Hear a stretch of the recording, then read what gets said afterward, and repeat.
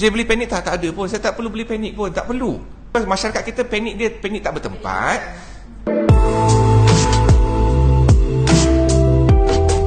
Pandemik ni bermaksud apa-apa penyakit yang telah melepasi border dan dia tak tertakluk pada satu-satu kawasan. Contoh kita kata denggi kan, denggi endemik satu kawasan, negeri Malaysia je, paling banyak pun dekat Thailand contoh. Atau kita kata MERS-CoV kat Arab Saudi saja, dia endemik, dia berlaku dengan jumlah yang agak besar tapi satu tempat. Tapi pandemik maksud daripada Malaysia dia cross Singapore, cross Singapore, dia cross Indonesia, Indonesia, dia cross ke Thailand, Thailand pergi ke Filipina, lepas tu dia cross region pula, terus pergi kepada Europe, India. Ada cross? Jawapan saya tak. Yang ada adalah kesadaran. Kenapa? Dari segi, kalau kita ambil COVID-19 sebagai data, COVID-19 punya data di Malaysia ni, rate dia punya kejangkitan tu laju. Memang kita tahu dia laju. Dan dia melibatkan orang-orang yang tua. Populasi orang Malaysia aging lebih kurang 20%. Kalau kita ambil Malaysia 35 juta, 20% lebih kurang dalam 7 juta, 5 juta, lebih kurang lah. Masalahnya aging population kat Malaysia ni relax, bertenang kat kampung-kampung macam Cik Felda tu, tenang je. Yang panik orang-orang sihat ni kat bandar ni, itu yang kita kata panik tak bertempat. Tapi akan tetapi bila kita declare pandemik adalah untuk masyarakat kita faham bahawa berhentikan spread tu. Kita tak suruh you panik dari segi nak beli barang banyak, nak pergi 1000 ke hospital, nak beli mask. Bukan itu panik yang kita minta. Itu yang peliknya. Malaysia ni, kita selalu cakap macam ni, bila kita kata orang Malaysia, you always kena buat benda dengan knowledge, dengan ilmu, dan mesti buat dengan, macam kita kata, mask tak perlulah semua pakai nak beli. If not emas lah. Baik saya kata, masa awal saya kata beli emas. Daripada korang beli emas, baik korang beli emas. Kan? Lagi meripik. Pasal apa? Emas hanya untuk orang yang batuk, supaya protect diri dia tak spread kat orang. Jadi yang dia reverse. 10% yang pergi yang batuk, yang tak pakai emas, 90% yang sihat duk pakai beli emas. Jadi automatically topeng muka tu jadi harga melambung. Kalau betul-betul faham benda ni, dan tak ada pun kelang kabut jadi begini. Stok habis lah, pakat beli letak kat rumah, macam semua nak pakai kan. Dalam segi COVID-19 sebenarnya dia sensitif air. Dia bukan setakat sanitizer je, air pun cukup. Sebenarnya basuh tangan je. Basuh tangan tu maksudnya air. Perlu tak air dengan sabun? Tak kisah sabun, air dengan sabun, air dengan sabun with antiseptic, atau air sahaja, atau sanitizer. So kalau tengok dia punya karakter dia macam orang tak pandai berenang lah, campak dalam air dia lemah. Kan? Kuman dia begitu. Bukan kuman ni semua duduk atas semua surface, atas semua alam. Dia bukan duduk atas air, bukan duduk dalam air. So air cukup dah kalah dah. Selagi dia tak usik benda lain. Pasal sekarang ni, bila kita hand sanitizer, saya basuh je contoh, tak kala alkohol punya kesan hilang, ataupun apa-apa disinfectant hilang pada tangan, virus kan ni. Kan virus tu keliling kita. Cuma ada sama ada COVID ataupun tidak. Jadi sentiasa ada, pasal alam kita ni bukan yang kita nampak makronya, apa kita nampak yang mikro dia banyak lagi. So kalau kita jadi obsesif OCD punya, obsesif kompulsif, macam basuh sampai lencun tu kan. Semua kalau kita ambil hukum pencemaran, semua benda tercemar dan jenuh pula. Kan contoh macam meja, kita dah lap pagi, merasakan bahawa tak ada benda berlaku, lepas tu dah pencemaran sendiri. Kita kata itu adalah normal simbiosis tempat tu, yang tak melibatkan apa-apa kesan. Kalau kita ambil semua sebagai kuman, alamat tak hidup kita. Kita multiracial. Kalau secara umumnya kita kata mass gathering tu kita elak.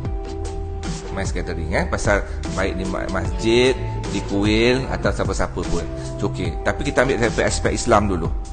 As a Muslim, pasal kita bila dari segi kita Muslim, kita sebelum kita masuk ke masjid, kita berwuduk.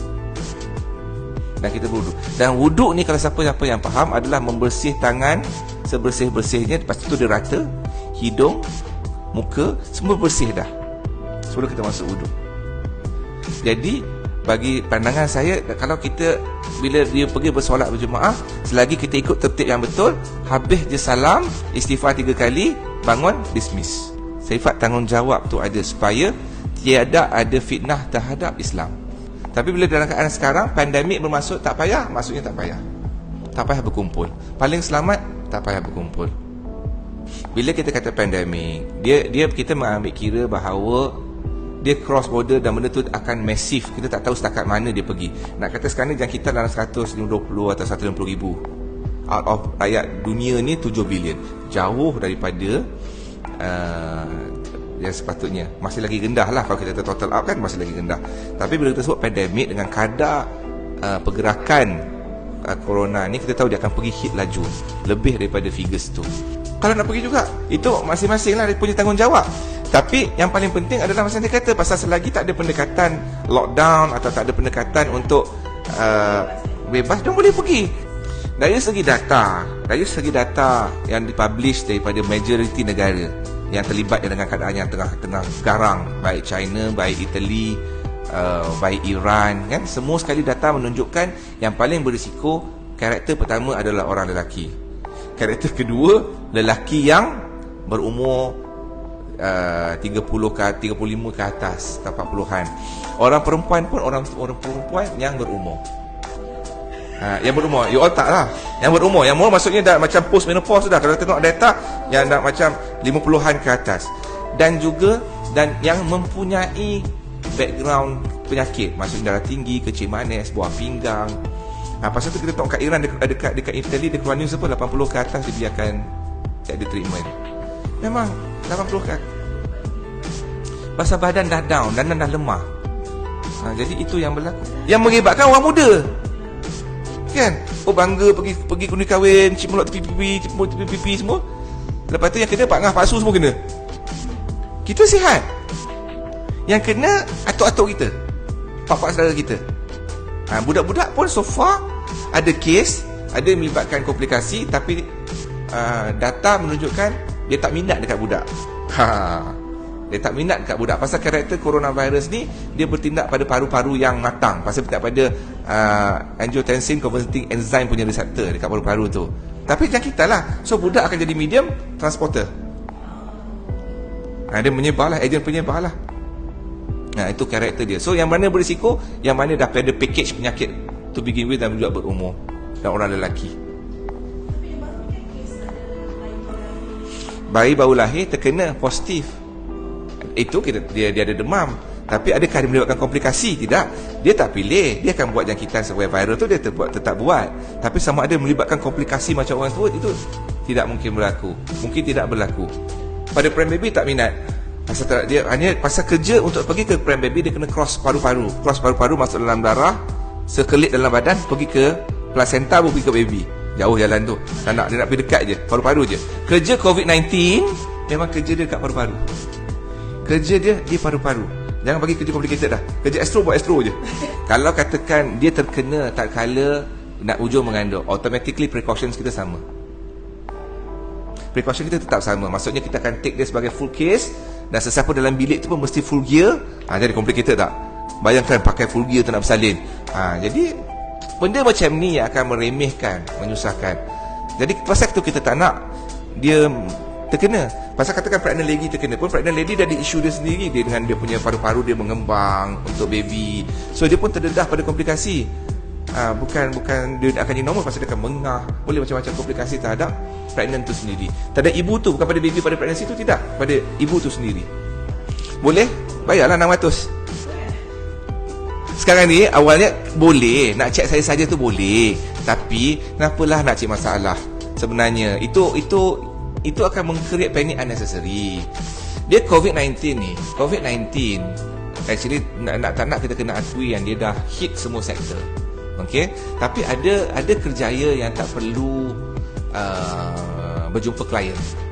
Ada kerja yang hanya duduk melibatkan komputer dan laptop. Itu work from home, as long as productivity tak terjejas. In fact sebenarnya you boleh je meeting dengan Skype, you boleh meeting dengan teleconference. Cuma sifat orang Malaysia ni nak duduk depan, nampak depan mata, nak live, pakai baju apa, kan? nak borak-borak, nak bentang-bentang kopi sama-sama. Actually semak kan, betul tak? Sebenarnya orang putih dah lama dah, kita kata the western world dah boleh conference daripada Australia dengan Norway at a certain time. Teleconferencing tu dah perkara yang biasa. So dah tak ada isu pun untuk work from home. Tak ada dongengan.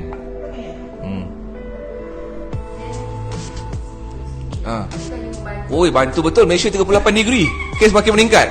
Straightforward. Sebenarnya tak. More on assumption. Tak ada. Kita takkan conclude based on percakapan. Okay, kita medical doctors atau scientist akan bercakap based on data, based on karakter yang tengah publish sekarang.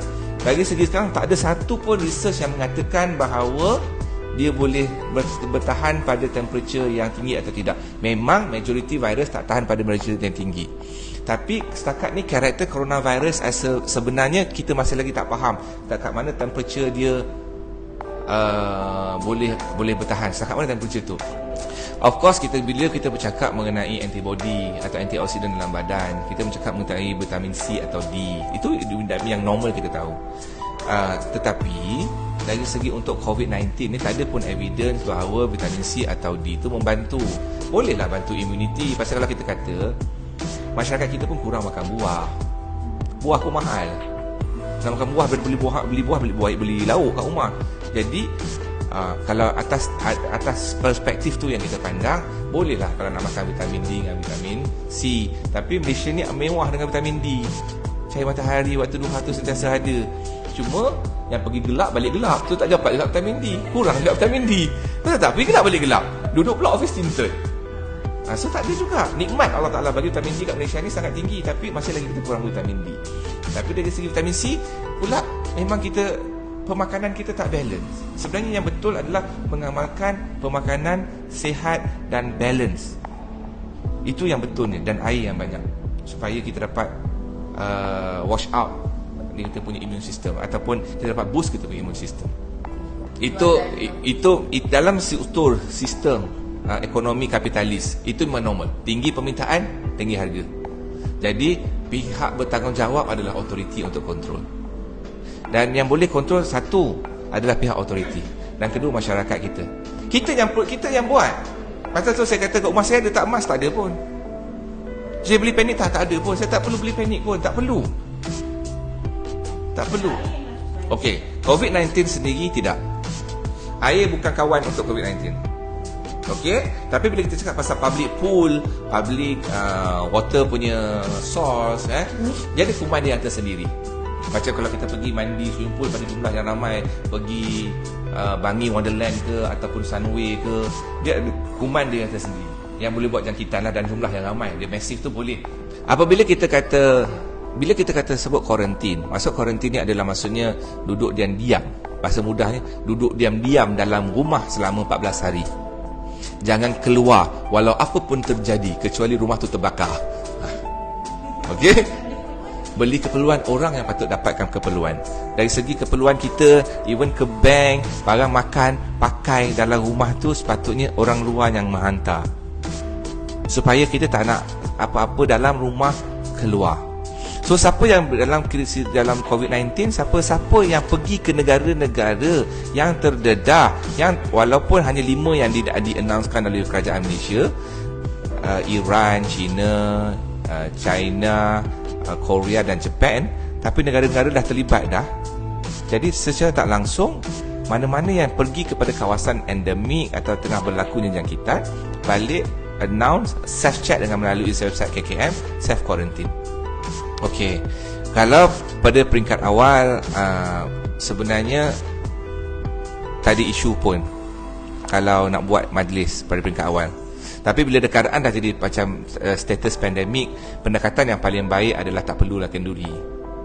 Nasihat saya mudah bahawa kepada semua para sahabat saya di luar sana, yang paling penting you all mesti jaga kebersihan diri. Masalah kebersihan ni sentiasa ada dalam masyarakat kita. Masalah kebersihan diri maksudnya sentiasa membasuh tangan, sentiasa bila mandi ataupun berwuduk ke, sentiasa bersihkan hidung. Kemudiannya jangan pergi berjalan. Itu je. Kalau ada simptom selma dan batuk ataupun demam, duduk diam-diam kat rumah. Pergi klinik, nak declare kalau pernah pergi ke tempat-tempat yang diwartakan. Jangan tak declare. Sifat tanggungjawab tu je kita nak. Sila bertanggungjawab pada diri, keluarga dan masyarakat. Itu je. Sekian, terima kasih.